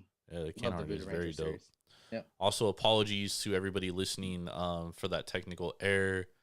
Had to get this week's trivia in there, but thank y'all for staying tuned with us. We're back talking second beer, and now we got to talk about MLB for the week, Ben. So, yep. Anything that happened this week that you want to highlight or anything? I think the big thing that we saw is just that these offensive, the offensive output is definitely jumping up a little bit over this last week. We've got a couple teams who are a little bit finally starting to hit the ball, and that is definitely a good thing, for baseball to see. We also got a lot of teams that are not hitting the ball. My Oakland A's being one of them. Yeah, absolutely. We still have a big, big separation between the top and bottom teams for the offensive output here. But, it's definitely starting to be fun baseball to watch, which is, definitely what we want, what fans want to see. I can't wait for these rainstorms out in the east to subside so we can get our full day of baseball without postponements. Hell yeah. Hey, speaking of teams not hitting well, though, we talked about the A's attendance last week, and then now, the A's got off to a pretty incredible start, but they've been really bad the last week and a half, and now they're third worst in batting average. They're hitting .211. They've scored 84 runs, which is still middle of the pack in the league. But bro, this just further impounds. People are like, oh, how can no one show up, dude? Who wants to show up to watch a team hit 211, dude? Yeah. Yep. That's not good baseball, bro. It isn't. It's not fun to watch. It's not anything that a regular fan or even fans who are just starting to watch baseball want to see. And it's bad, man. Dude, it's ugly. Their on base percentage isn't even over. It isn't even 280, dude. On base. That means they're not even walking. Yeah. You know what I mean? Like they're not doing anything well, and that's a problem. But speaking of things not doing well, things doing well. Let's talk about our top 5 teams of the week, Ben. So last week, you had Dodgers number 1, Mets number 2, Giants number 3, Blue Jays number 4, Seattle Mariners number 5. What's your top 5 teams look like this week? So things have definitely changed. I think there's only 2 teams that were previously in my top 5 in there, and we've got definitely some movement here. So number 5, I'm going to go with the Angels. 7-3 in their last 10. They are in my top 5 because they beat up on the White Sox, which is one of the top teams out of the AL. One that we were talking about as being one of the best in the AL Central. So they've been plus 21, and they're playing really well on the road, which is something that we saw last year. But to keep up a road winning percentage of 70% is definitely big. So they're going to be and still playing fairly well. I think they're 8-5 at home. So still top of the pack and top of their division right now. So they're going to be my number 5 team. Number 4, we're going to go with the Minnesota Twins. 9-1 out of the last 10 and a plus 23 run differential. Bats are really finally lighting up, and they put up a lot of runs in their last 10 games. They've hit 9 runs 3 times in their last 10, twice against the Rays, which are a fairly good defensive team. So that's definitely Ben, remember who said they were a playoff team to begin the year, though? That's true. That is true. Number 3 is going to be the Dodgers. They had a great series, in beating the Braves, kind of in the rematch and beating up the Padres, who are kind of beat up. But they dropped down because they lost that series against the Diamondbacks, and that's not one that they should be losing. If you're that top team, you've got to come out and beat the bottom of the barrel teams, and that's why my number 2 and my number 1 are where they are right now. Number 2 is going to be the New York Mets. Huge series win over the Cardinals, and then taking 2 of 3 against the Phillies, who are starting to do better. You had a incredible day for Dominic Smith today, who had a 4-for-4 day. And I think that's the big thing, is that they have some unlikely names that are coming up big for the Mets. So that's what you need for players who Dominic Smith is a former high prospect in their organization. So high prospect, but still not the superstar that they're expecting, to be their top performer day in and day out. So that's something that I look at in why the Mets are number 2 here. And number 1, I got to give it to the Yankees. 9-game win streak, swept the series against the Royals, the Orioles, and the Guardians. Not the most difficult wins, but those are, like I said with the Dodgers, those are the games that you have to win. And you have to win those series, and they did it. And they did it big. Plus 15 run differential against the Royals, plus 12 against the Orioles, and plus 12 against Cleveland. So plus 39 over their 9-game win streak right now, which is great offensive firepower and basically their entire run differential too. Yeah, pretty stringent defense against teams who don't have the best offense, which are a lot in the AL right now. So that's why the Yankees are hitting the ball, dog. Yeah, that's why they're going to be my number 1 team this week. Nice, man. I like it. Our top 5s are pretty similar. But number 5, I'm going Milwaukee Brewers, 15-8 on the year. They got off to a slow start, but the last 2 weeks they've moved in. They're number 1 in ERA, which is really like their bread and butter. So I'm not expecting them to ever hit the leather off the ball. Like that's not what they do. And what they do is they pitch well. And like Woodruff is pitching well, Burns is pitching well, Peralta is pitching well. Yep. So I'm moving the Brewers into the top 5 at 15-8. They lead their division.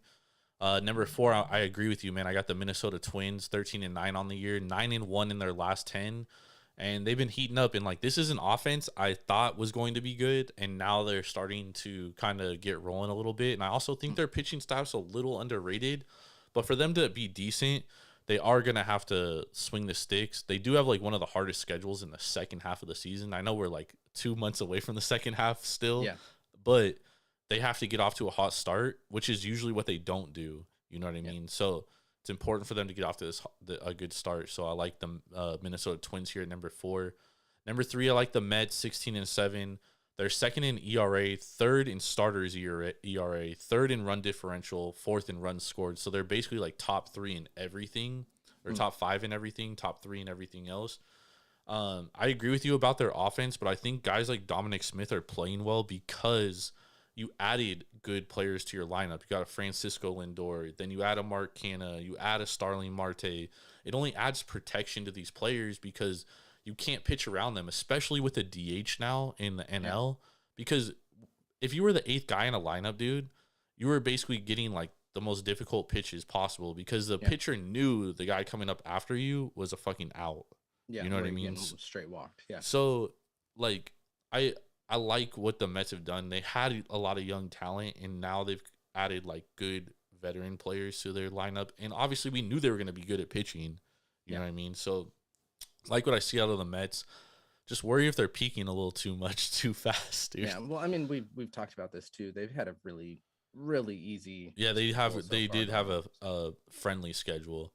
Yeah. And so have the Dodgers, dude, at 14-7. Like they played the least amount of games of anyone in baseball so far, which means they're gonna have to play a lot in the second half. But they're number 1 in run differential, number 1 in starters ERA, number 2 in overall, number 1 in overall ERA, and they're 8th in runs scored. So I like what the Dodgers are doing. They're just taking care of business, and honestly, they're the deepest team, so they're the team I have the least worry about doing it over a long term because they're so deep. Big series coming up against the Giants. Big series coming up. I expect them to beat the Giants in that series for sure. I'm saying 2-1.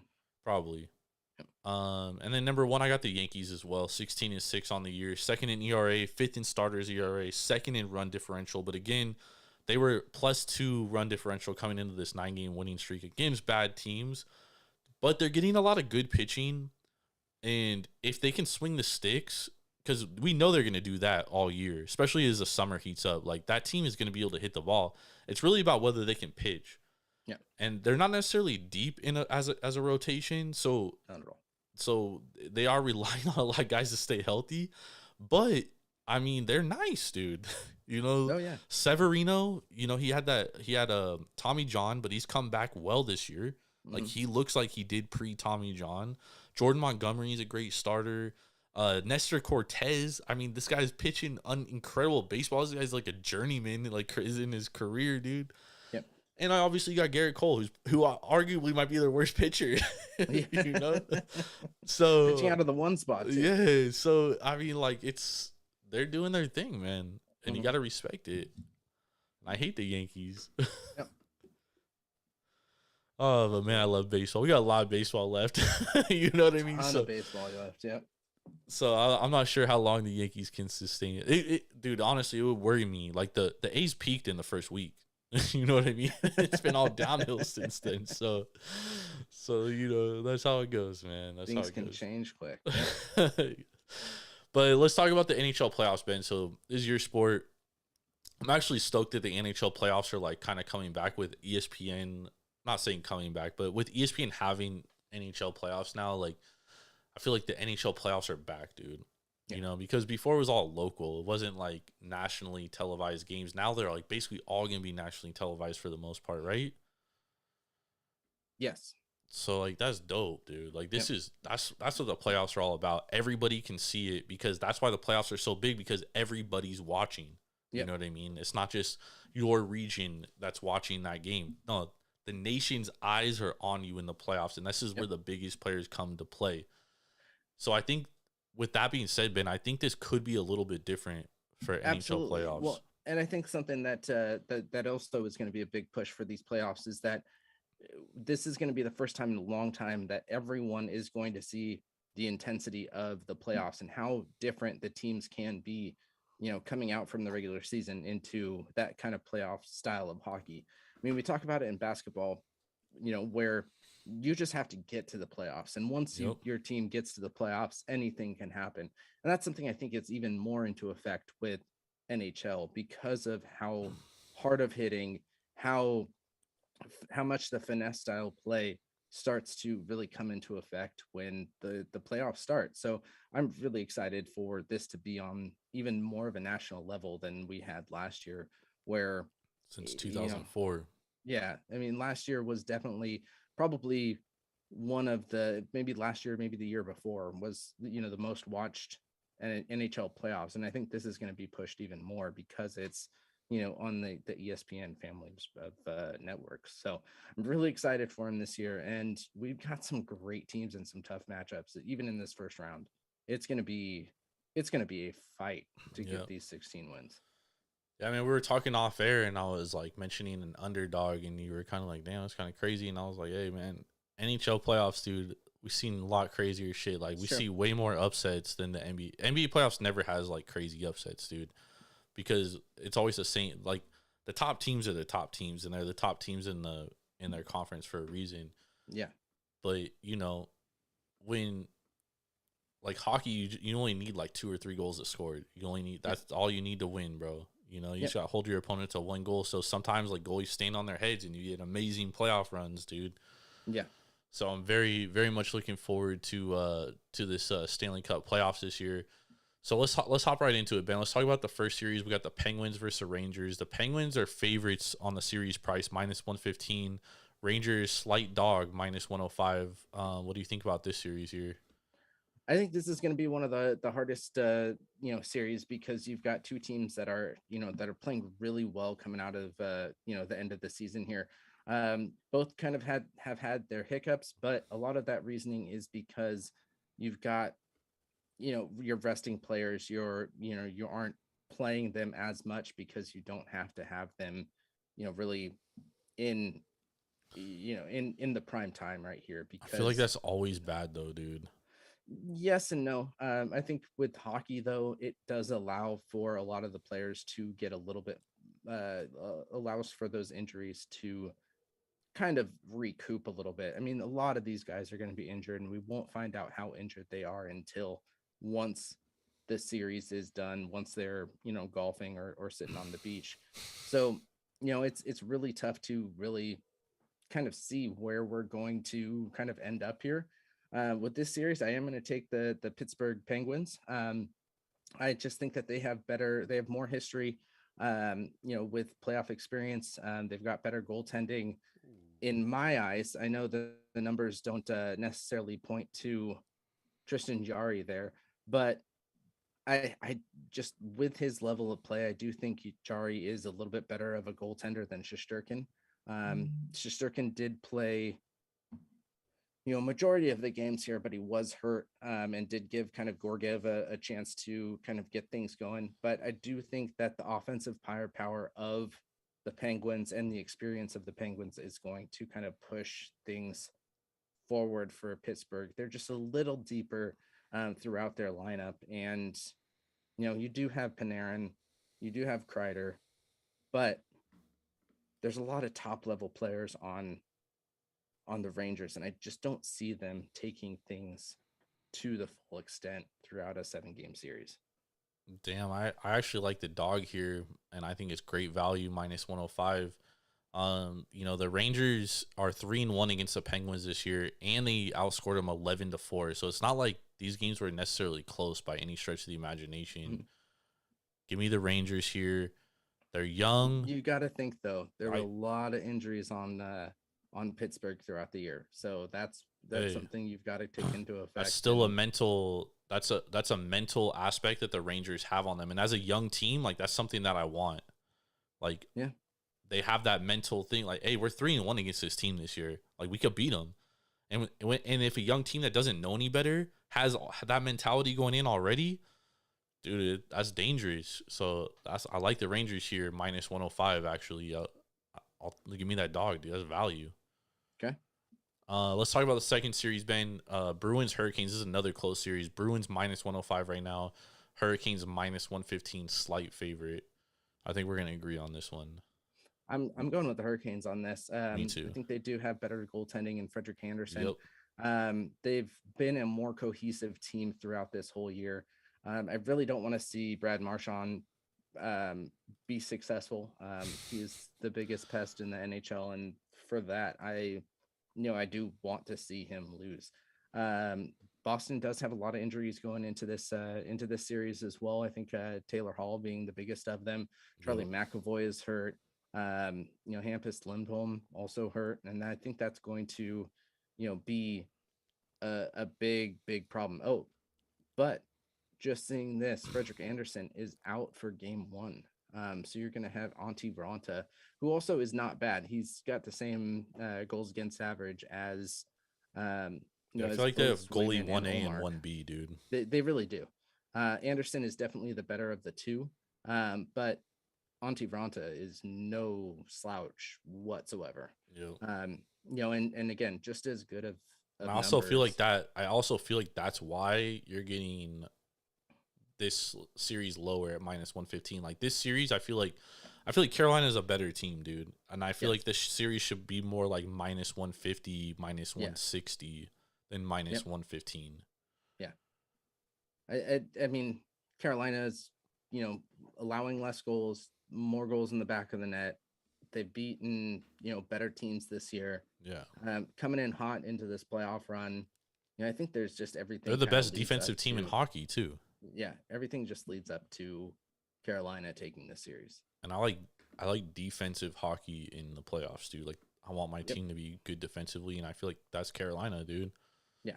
So I'm with you, dude. -115, that's fucking great value. Absolutely. This is another interesting series here, Ben. Toronto Maple Leafs versus Tampa Bay. Maple Leafs right now -120, Lightning +110. I mean, I'm sorry, +100 at most books. I like the Leafs here. This is, you're absolutely right. This is a very, very difficult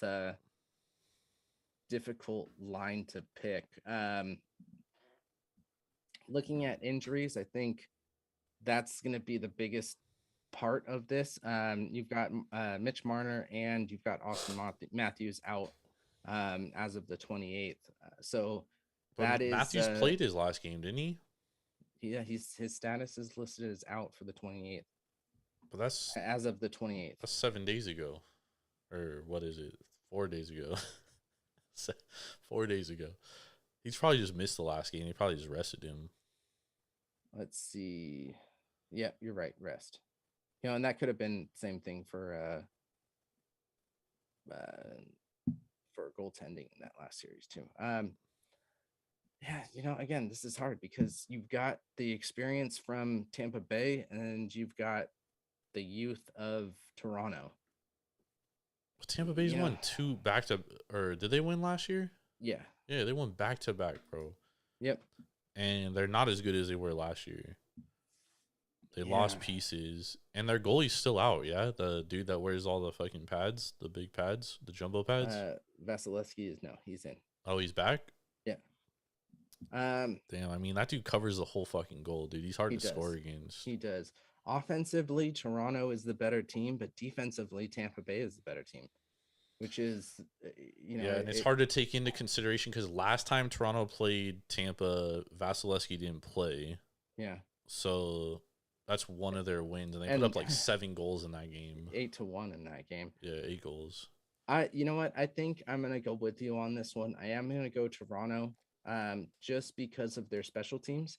You've got, the power play percentage is sitting at 27.3% compared to a 23.9, and penalty kill percentage is 82.1 compared to an 80.6. Still close, but that could be, the one thing that changes this series is if one team excels on on the special teams, and that's going to be Toronto in this. I don't see Toronto going deep into the playoffs here, but I think the youth can definitely take out. Well, we got to stop calling it youth though, because these guys are becoming vets now, and like this is an important series for them, dude. And I feel like I've seen this as a Sharks fan with Marlowe and Thornton. Like they progressed as players. Like they didn't come out the gates and in 3 years they were fucking MVP level players. Matthews and Marner are young players, but they're vets now. This is like their 4th, 5th season. They're young, but this is their time. Like they are starting to enter their prime. This is their time to show they are the future of the NFL, dude. Yeah. NHL, sorry. I like Yeah. Toronto here. I like Toronto to make a deep playoff run, to be honest. I am going to take Toronto. I don't think they'll make a deep playoff run because of their goaltending. That is a worry, but I like them. All right, let's move over to the West. First round. Well, Minnesota we have one Wild. more in the East. Do we? I thought we went through them all. Capitals Panthers. Oh, dude, I skipped over Capitals Panthers. Sorry. Capitals versus Panthers right now. Panthers minus 290. Capitals plus 225. Ben, what do you think about this one? I think this is where you take Jock here. This is a Florida Panthers team that have really kind of pushed the pedal down, and this is a great team full of youth and experience. That's true. Good point. You've got oh my God, who's their not Eklund, Ekblad coming back from his injury, and he's going to be available for the playoffs. It's the same thing that Tampa Bay did last year in their kind of capping manipulation here. So he's going to be able to come back in and start playing again, and like they just got great young guys between Ekblad and Huberdeau. I think this is a team for the future, and I want to see Joe hoist that cup. So I think this is the team to beat out of the East. I definitely I want them to win. I do think that throwing a little plus 22-25 is a good value though. Like, cause I mean, what's the worst that's gonna happen? You're gonna lose, but if you win, you like almost triple your money, dude. So I think for that, and in hockey, anything could happen. And you're giving me a team with Ovechkin and a team that's won a Stanley Cup. I don't think that's a bad bet, but I do think that Florida is the better team, obviously. And I'm with you. I want Joe to win. So I mean, it should be interesting. I would sprinkle some on that plus 225 though. I wouldn't. It's not worth it. 1-1 against them on the season. Not worth it. Only an overtime loss. There's no overtime L's in the playoffs, baby. Yep. All right, let's move on to the next series. Minnesota Wild versus St. Louis Blues. Wild minus 150, Ben. Blues plus 130. What's your thoughts on this series? I'm gonna go Minnesota Wild. I think they're they've got depth in goaltending that they just got at the trade deadline with Fleury. They've got definitely the top player offensively on on the ice in Kirill Kaprizov. Kid is outstanding, and his numbers just skyrocket. What is this his first playoff though? No, they got in the first round last year. And played last year. He played really well, but I just think this is this team has more depth than they previously had. St. Louis is going to be hard. They're always kind of a bruiser type team. Really looking at these lines, I'm leaning a little bit more towards St. Louis, outscoring, out defending each game. Better penalty. I was gonna say kill. I kind of like St. Louis in this series. Yeah, I mean just looking at their power play percentage and penalty kill. I mean, over 6.5 percentage points better than Minnesota. Offensively, defensively, it's 8% better. 9 shorthanded goals on the season. That's you're getting plus 130 difficult value here. I like the Blues here, dude. Yeah, I kind of do as well. You can get the Blues in 6 games plus 500. Blues in 5 plus 850. Yeah, I'd probably go with the 6. Yeah. I agree. Yeah, this is the more that I look at this, the more that I want to go St. Louis. Yep. My heart says the Wild, but my brain says the Blues. Yep. No, I like that. I like the Blues here, dude. All right, let's move on to the next series. We got the Avalanche and the Nashville Predators. I think this one's pretty easy. Avalanche minus 450, Predators plus 360. What's the value of, let me pull this up. The Avalanche in 4 plus 380. Take it. You think they're gonna sweep them? I think they're gonna sweep them. Damn, sweeping's pretty hard, dude. They got I plus 240 4-1 is like the lowest value, but I mean, if there's gonna be a sweep, it's probably gonna be this series. Nashville, they can score though, just can't really stop the puck. Yeah, very much. And that's the problem, is the Avalanche just score in droves. Yeah, it's no, they're definitely one of the their better. Defense is stout. Yeah, it's absolutely stout. So yeah, well, we said this see last year too, and they didn't make the Stanley Cup. So that's one NHL playoffs, man. Anything's possible. But I agree, dude. Like, there's no way I would put money on the Nashville Predators, dude. No, and I'm gonna take them in 4. Let's go move on to the next series. We got the Calgary Flames versus the Dallas Stars. Flames minus 260, Stars plus 210. Stars barely made it into the playoffs, man. Took a lot to go their way to get in there. What's your thoughts on this series? I just don't think the Stars have really what they need to to get offensively to win this series. Scoring less than 3 goals a game. Defensively, they've been pretty good, only allowing 2.98 goals a game. But Calgary is just they're kind of the beast of the West. Minus the Avalanche here. I think we're going to see a Calgary and in Colorado Western Conference final, and these are the 2 top teams in the West, and the Stars I think just get in the way. I don't think they'll go 4. I think Dallas will take a game, possibly 2, but taking 2 games against Calgary, I think, is going to be hard. They put a lot of pieces together that really have worked. And as long as Markstrom can kind of keep a decent goaltending game going, I don't see the Stars putting up a lot of goals. Yeah, I mean, this Calgary team, I agree with you. They're a good team. They're one of the better teams in the West. Their best players are pretty young, but they still have they're like balanced well, I think, with, like you said, with Florida, dude. Like, they're balanced with guys that have been there and done that, and they're with guys that have never done it. Yeah. So with that said, I agree with you, dude. I think the odds minus 260 kind of show that, this team should probably win, 48% of the time, 52% of the time between there. I'm sorry, more than that. I'm saying the Stars 60. should only win about 48% of the time. So the Flames should definitely win this series. I think there's value on the Flames in 6 games plus 280. I think it's solid value, because I think the Stars are going to win a game or 2 just because they're a veteran team, dude. They've been there, done that. Yeah. You know what I mean? I mean, to be honest, I'd sprinkle a little bit on 4-1. I'd sprinkle a little bit on 4-2. Towards the Flames. I mean, you're getting great value there at plus 280 and plus 330. Yep. That, you're covering your basis on, both of those wins and making some there. Yep. So to be honest, I would throw a little bit on both of those. Flames in 5, Flames in 6. Agreed. All right, let's move on to this last series here. Oilers minus 250, Kings plus 200. So the Western Conference, Ben, first of all, is totally flip-flop from the East. The East is a lot of close playoff battles. Yeah. The West is like highly favored first-round matchups.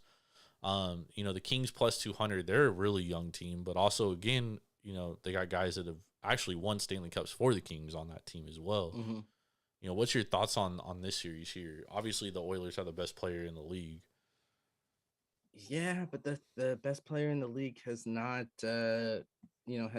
really. It's time, produced. Ben. This is his 3rd year. It's time. Hasn't produced until he shows me he can do it. I don't know if I can take him. This is the one series out of the West that I think could be a flip flop. Hell and no. You could get the Kings taking this series. Hell no. It's going to be a long series. Kings are definitely the better defensive team. Edmonton is light years better offensively. Bro, Ben, you're crazy, you could see the Kings kind of squeak some wins out here. No, I mean, they may get a win. No. Bro. I think this is going to be at least a 6-game series. All right. Here's a bet. I'll take Oilers in 5 plus 340. You take Oilers in 6 plus 380. All right. I will take Oilers in 6 plus 380, or I will take Kings in 7 plus 750. All right. I'll give you odds on that. Kings 4-3 plus 750. $100. You win, I give you 850. I win, you give me 100. We'll talk about it. Come on, man. We'll talk about it. All right. You sure? I gotta think about. I gotta think about it. You were just confident in the Kings. I'm confident that this could be All right. that flips. Ben. You let me know if you want to take that bet. Don't let me know after game 1 though. You have no. It tips It's off gotta tomorrow. The puck drops tomorrow in Yeah, that series. Yeah. We'll do a deep dive. I like the Oilers plus 750 to win the whole shebang, dude. No, not happening. Speaking of all that, it's time for our best bets of the night. Ben, last week you went 1-1. You had Golden State Warriors over 225.5. That was an L. And then you had Dodgers Diamondbacks first 5 under 4.5. That was an absolute W. Those first 5 unders have been cashing like cows, dude. What's your best bets this week? Best bet we're gonna do is we're gonna go to the Mets and the Braves game, and we're gonna be taking a first 5 here, and we are going to go first 5 money line for the Mets against Atlanta. You've got 2 pitchers on the hill, lefty in Fried and Bassett in for the Mets here, and he's a righty here. You've got Fried, who is not pitching that well, but Mets are hitting a lot better against left-handed pitchers than they are right, and vice versa. The Braves are not hitting right-handed pitchers as well as they are hitting lefties. So we are going to go Mets first 5 money line. Second game that we're going to go to is we are going to go to the oh my gosh, I just lost my page here. Where'd we go? Is this a Tuesday game? This is going to be Minnesota against Baltimore. There we go. Minnesota Twins against the Baltimore Orioles. We've got 2 decent pitchers coming up. You've got Chris Paddock, who is pitching well for Minnesota here. He doesn't have a win yet and is at 3.68. But the team just really hadn't been showing up in his starts, and I think that's something that's going to be changing against Wells here. Wells is struggling, 5.54 ERA in 13 innings pitched, so it is definitely going to be those glasses are coming out, and that is not a good sign when Jordan's betting. So we'll see when how these next picks for him come out. But we're going to go Minnesota money line against Baltimore. Baltimore amazingly struggling, and Minnesota is on a huge hot streak. Hitting every single stat is better for Minnesota than Baltimore over here. So we're going to go Minnesota money line. If Baltimore could hit, they'd actually be a decent team, but they can't. So Exactly. That's that. All right, I got 3 best bets for this week, man. I got 3 bets that I like for Monday night. All right, first one, under 208.5, Philadelphia, Miami. No Lowry, no Embiid. Jimmy Butler's banged up. The Heat's got a lot of banged up guys. Plus, they love to play defense and like to keep the score low. So does Philadelphia. I don't expect a ton of points. Give me the under 208.5 here. Plus, 3 of their 4 meetings this season have gone under 208 points and a half. So give me the under 208.5.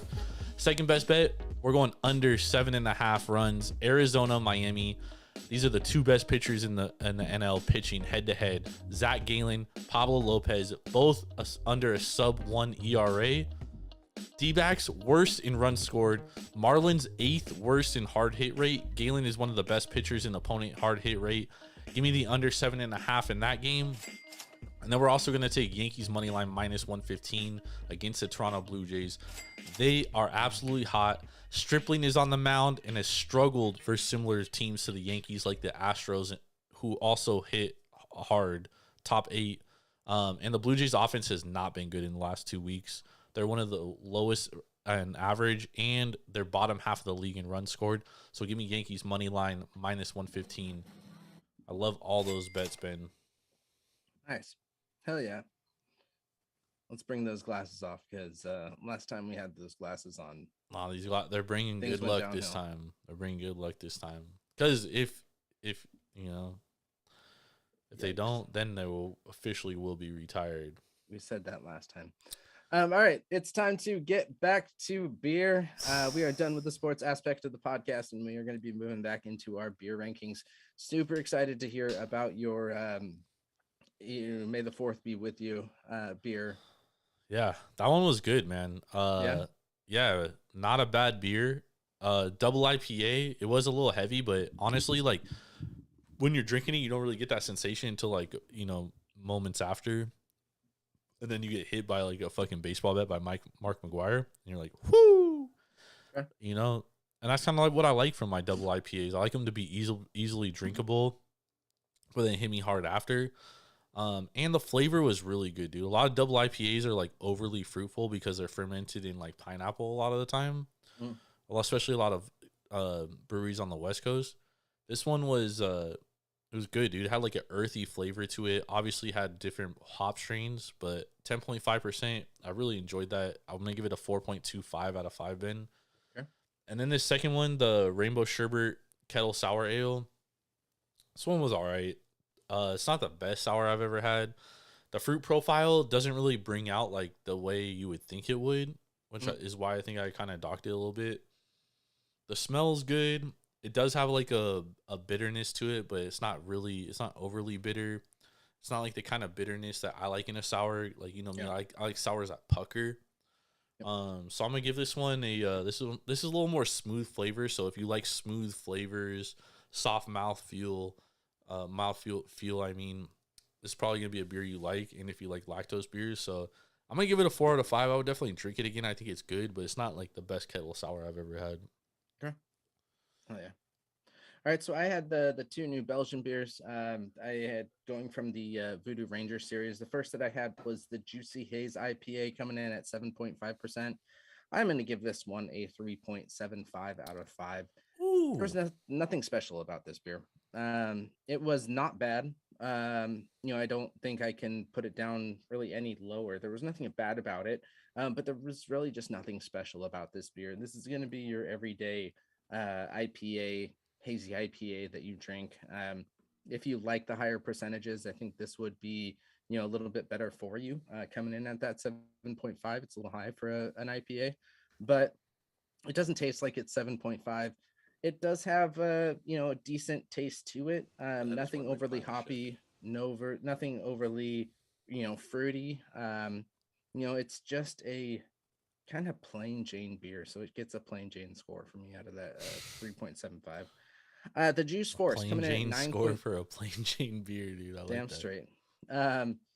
The Juice Force IPA, another hazy. This one was an Imperial coming in at 9.5%. This is a really, really good beer. I'm gonna put this one at a 4.75 out of 5.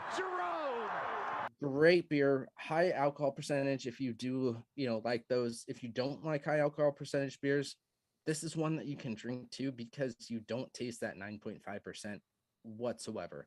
Nice. You can drink one of these beers, feel it, and also not like taste like you're drinking a high alcohol beer. The fruit levels of this is absolutely incredible. It almost tastes like, when I was drinking this beer, I almost kind of thought of a beer mosa where, it's a Nice. like beer and orange juice mixed together there. But it's not overly orangey. It's not overly beer flavored. It's a really good blend between the two. And that's something that I really enjoyed out of it. Great mouthfeel, great aroma. It's hazy, but at the same time, it doesn't feel like you're drinking a loaf of bread. So this is definitely a beer that I would turn to, on the regular. And at 9.5%, it's dangerous. It definitely is dangerous. So Nice. So definitely check these beers out. Check out the two that Jordan really would love to get that Star Wars beer there. Yeah, and man, I picked you up one, so I got another one for you. Perfect. And then you can't beat collaborations with two great breweries. But if you do need some beers, make sure to go to devour.com, download the Devour app, use promo code Taproom when signing up, and you'll get $10 off your first purchase of $25 or more. Before we go, I mentioned it a little bit earlier. We've got some changes coming. We do. And I'm going to turn this over to Jordan because he is the master better here. Not the masturbator, the master better. We ain't fishing. So Jordan, let's do the first announcement of our new style of podcast. Yeah, so, instead of having, 4 different podcasts where we focus on, different sports, we're going to do one podcast 4 days a week, and it's going to focus in on sports gambling and obviously craft beer. And we're going to do that Sunday through Wednesday, Sunday, Monday, Tuesday, Wednesday. So during NFL, obviously football, we'll be focusing in on college football and NFL. Right now, we'll be focusing in on NBA, NHL, and Major League Baseball. So just we'll be going throughout the times and really just be focusing in on how we can make people money, dude. And whether you fade us or follow us, tail us, whatever it is, man, like we just want to put our side of the information out there. If you like it, you know what it is. And I feel like that's the future. I feel like we all agree that's the future. So we're going to be heading into that schedule next week. Yep. We're still going to be talking about what's going on the day-to-day sports. Yeah. We're still going to be focusing on, the big item, and we'll be able to focus news. like on a day-to-day basis too. Like it's not going to be like, we'll be talking about something on Sunday from Monday. You know what I mean? Every show is going to be focused on that. So that's what I'm excited about. It's a great new focus. We're still going to be, incorporating the beer into the podcast, which, is definitely a big draw into the Taproom Sports Podcast Network. But it's going to be a ton of fun. We've got great things on deck. Yep. So make sure to follow us on Instagram at Taproom Sports Podcast. Make sure to check out our Twitter at Taprooms_sports. Check out Jordan, which is at Jordan Rules TSP. We're even on Facebook. Just search the Taproom Sports Podcast. You can even visit our website, www.taproomsportspodcast.com. We will have our normal set of podcasts this week. We're going to have APR coming out on Thursday. We're going to have In the Game coming out. We're going to be doing TSP wagers. And then, as Jordan said, we are going to start our next phase of the Taproom Sports Podcast Network coming up next week. Yep. Cannot wait. That's it. Cannot wait, Ben. I am Big Ball and Ben Larson. Here with Jordan Stacks on Stacks on Stacks. Let's go, y'all. We will see you later.